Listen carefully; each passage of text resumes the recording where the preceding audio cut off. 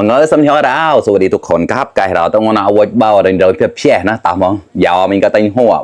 cao lò mà lấy mình cái xe mình đến đời phép xe lấy vội bao phần màu nàyนะมาคือกระรอกเปย์เด็ดปล่อยไม่โดดเราได้เดินเพียบๆนะวันนี้ก็คือตำทัวนะครับตำแบบหมอนครับใส่กะปิแล้วก็มะปรางดองนะครับจะไม่ใส่มะนาวนะครับใส่มะปรางดองครับแล้วก็มีปลาเนนแดดเดียวทอดครับ3ตัวครับก่อนแกะปลาเนนปัวนะข้างในอะไรมีดิจอละมุงงวนะแดดเดียวดิกสินะการนกเลวเชียตีพันเดินไหลเดินแชร์กันกับมุมมาต้าเราแต่นะต่างตัวนกแล้วเล็บลึงกับกอสหดกันนะตามตรงเราละเก่าลอมมองปลายกุ้งปลายเตากุ้งปลายเตาสักทีเอาโมเห็บแห่เตาสมีแบเตาฮอดไตมือหัวเราละbây giờ nó có sạch lâu nó cào lòm cho đâm cái chuyện đường đẹp đẹp nào nè nhạc là rất là mà khắp cầm tô tô một tô tô rồi đấy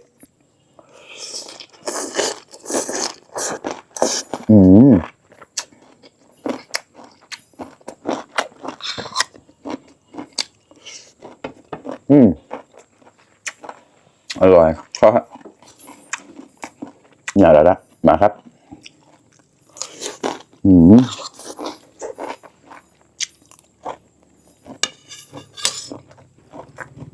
เนี่ยแกปลาเนนนะปลาเนนเด็ดเดียวทอดครับมาครับกรอบทอดเองนะครับข้างหน้าเราเกล็ดๆออกแล้วนะร้านนั้นเราจะข้างหน้าแล้วนะ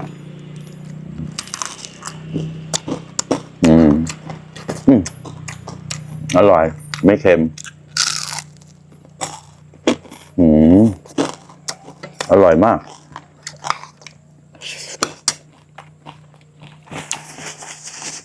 มองที่ปลายไปมาตายก็กลับพะเกานะตายก็เอาเดินกันแล้วนะท่านละ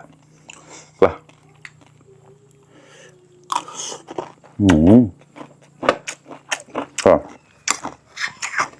นี่ก็ตายมันจอดเอาไว้บ่อประมงก็ได้ชื่นคำเมนี่แล้วนะ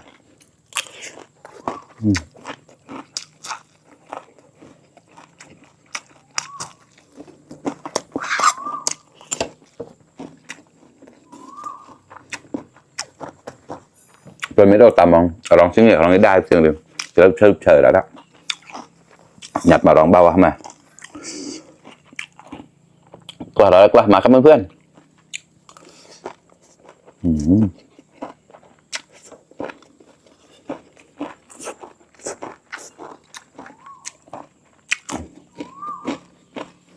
ขอ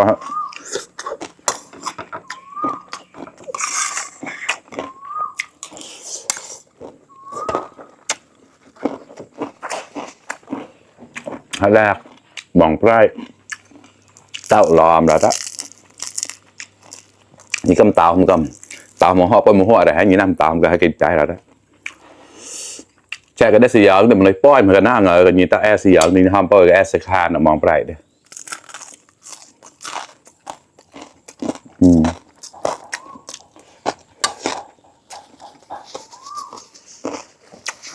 เดี๋ยวแอสียาวมาแล้วถ้ามันเลยกลาย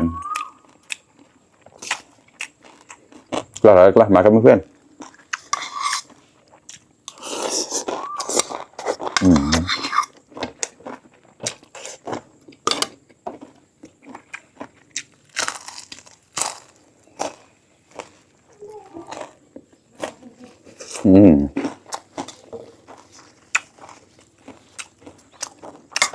ปากมันเชื่อกันแน่แล้วนะ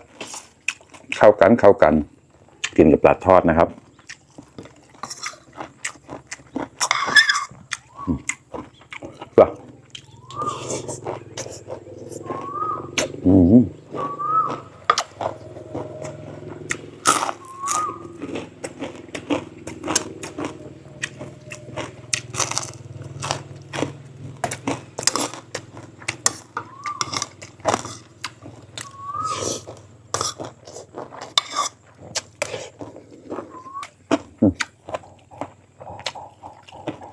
ข้อมากันแล้ว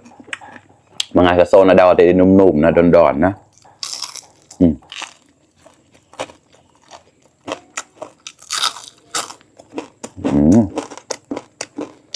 เชื่อนะซ้ำเจ้าจ้ะ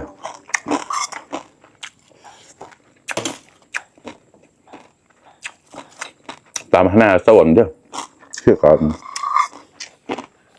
ว่า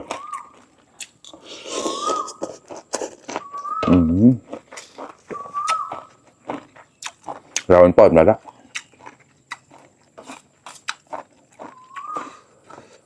อ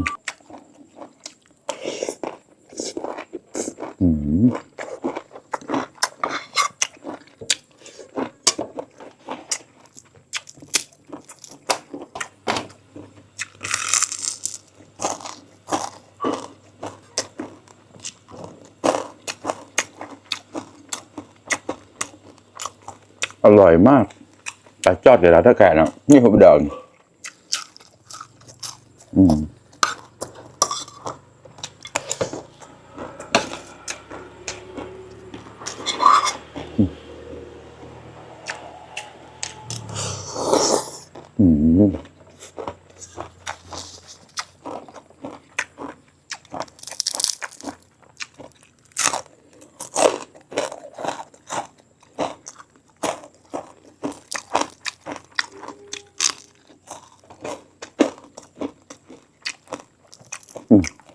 เนื้อเขาสดมากนะครับลาบเหมือนกันแล้วเปล่าเหมือนกันนะ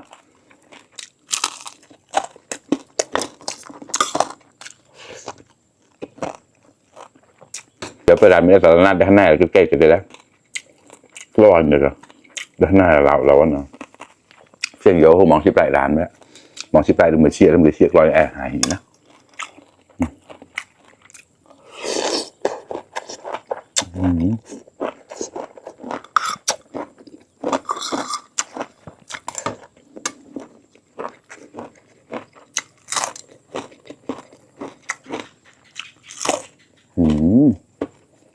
อร่อยชอบแล้วก็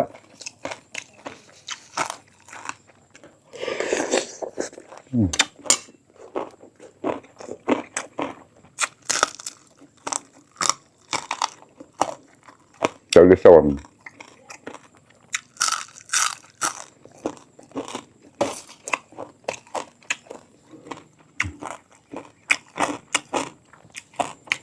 กล้าแล้วกล้า